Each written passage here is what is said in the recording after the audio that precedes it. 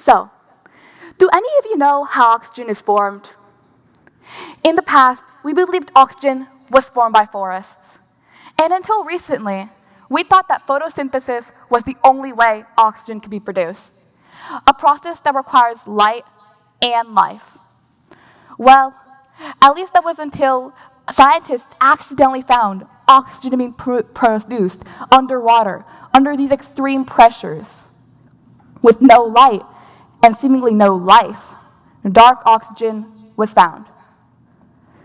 For as long as humans have existed, we have striven to forge improvements to our lives. From stone tools to smartphones, we are constantly adapting our technologies to fit our ever-growing society.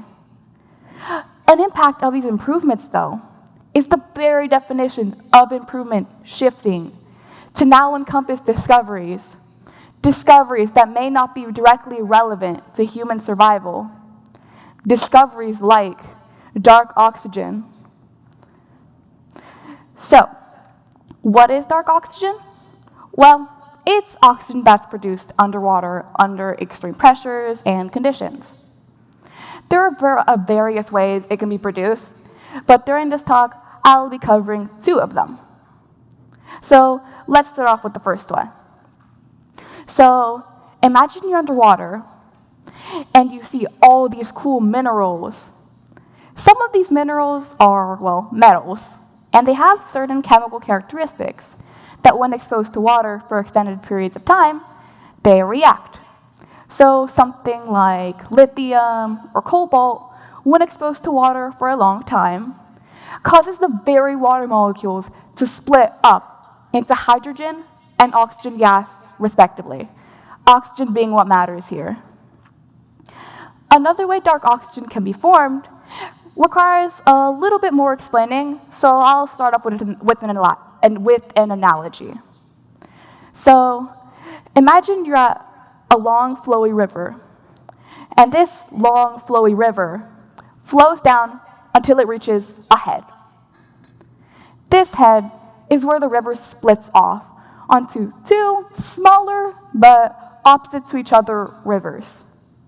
These rivers flow with about the same amount of water, but remember, they're still opposite to each other.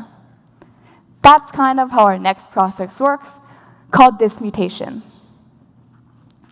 Dismutation happens in a variety of ways, but let's imagine something. Let's go real deep. So, everything in this world is made up of tiny particles called atoms.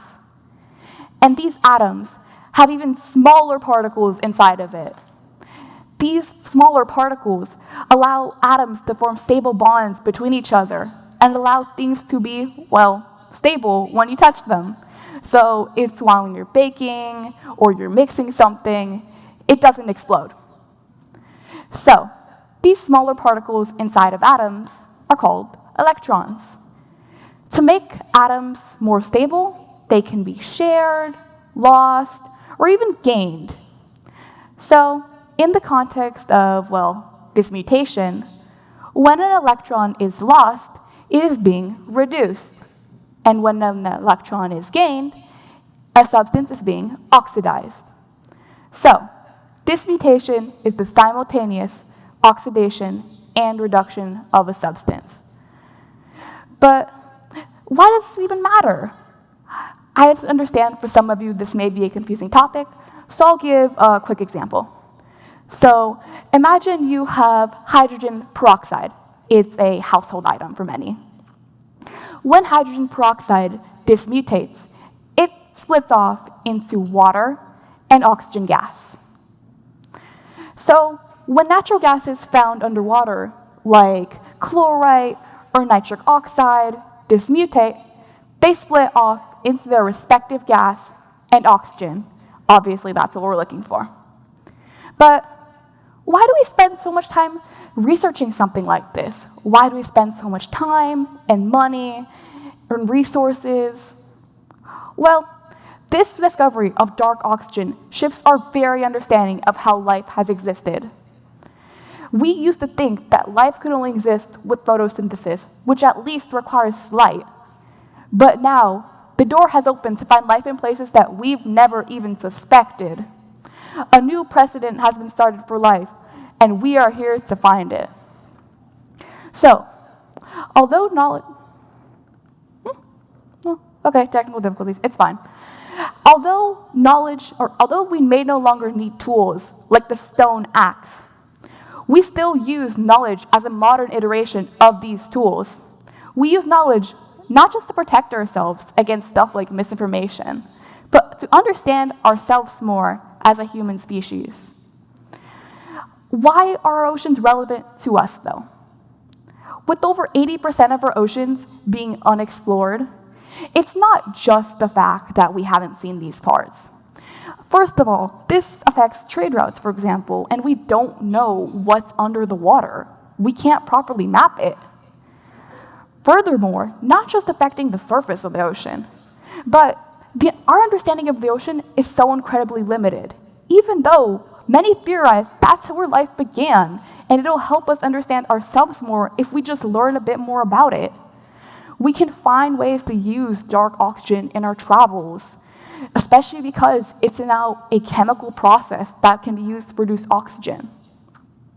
So, since knowledge is our tool of choice in the modern day, why do we even use knowledge? What caused us to even pick this as our tool? Why not just actual weapons or axes? Well, it starts from human curiosity, or more specifically, what developed curiosity? Human fear. Human fear has been essential for our adaptation as a species. We have used fear to survive, and it has been naturally selected to be a trait that most people hold. This fear, however, is unproductive. Being afraid of the unknown doesn't help anyone. It only limits you. So, this fear has been developed over millennia into becoming our now human curiosity to learn more. I mean, what do you think is better? Being afraid of what you don't understand, or trying to learn about it and gain something from it? We are trying to not just survive on this earth, but thrive. And to thrive, we need to understand and use our curiosity. So, together, let's use our shared innate fear. Let's take a page out of the Dark Oxygen Handbook and find unique and unconventional solutions to our problems. We still have famine and disease spreading, and we need to do something about it for us to just survive. But we don't want to just survive. We want to have a great society, a society where we can all live. So, together, let's use our fear, our innate fear of the unknown, to fuel our society, to not just survive, but to thrive. Thank you, ladies and gentlemen.